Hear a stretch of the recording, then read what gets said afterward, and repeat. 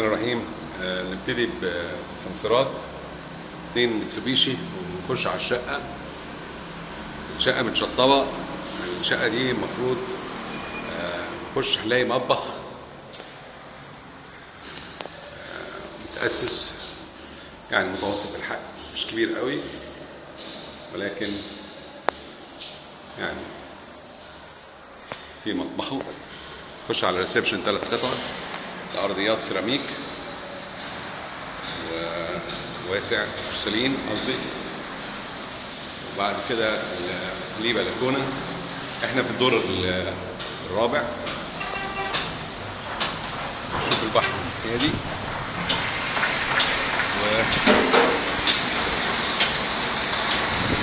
دي عمارة جامعة.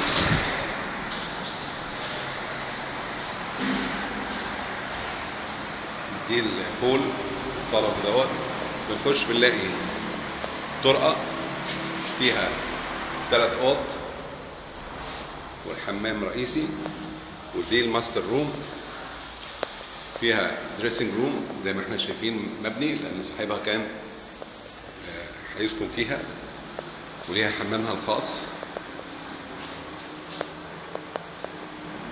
وليها بلكونة كمان صغيرة. ماستر روم كبيرة ومتوصل لها التكييف بتاعها.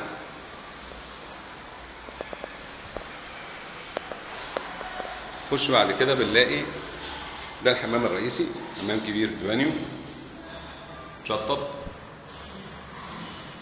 بعدين بنلاقي أول غرفة.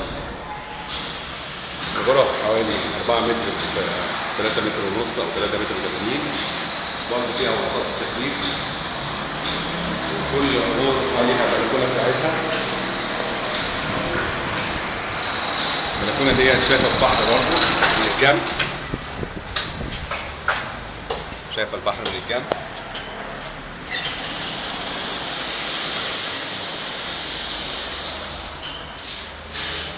الغرفة الثانية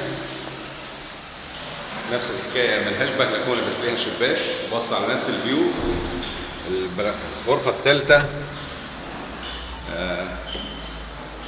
واخدة زاوية صغيرة وفيها هوا بقى، لأنها طلعت بره شوية فشايفة البحر كويس قوي، الهوا قوي جدا. الشقة في جليم، مساحتها 210 متر. مساحتها 210 متر الإجمالي، الصافي بتاعها حوالي 200 متر. الشقة معروضة للبيع في الدور الرابع في عمارة جديدة. بس عينك لإدارة الأملاك.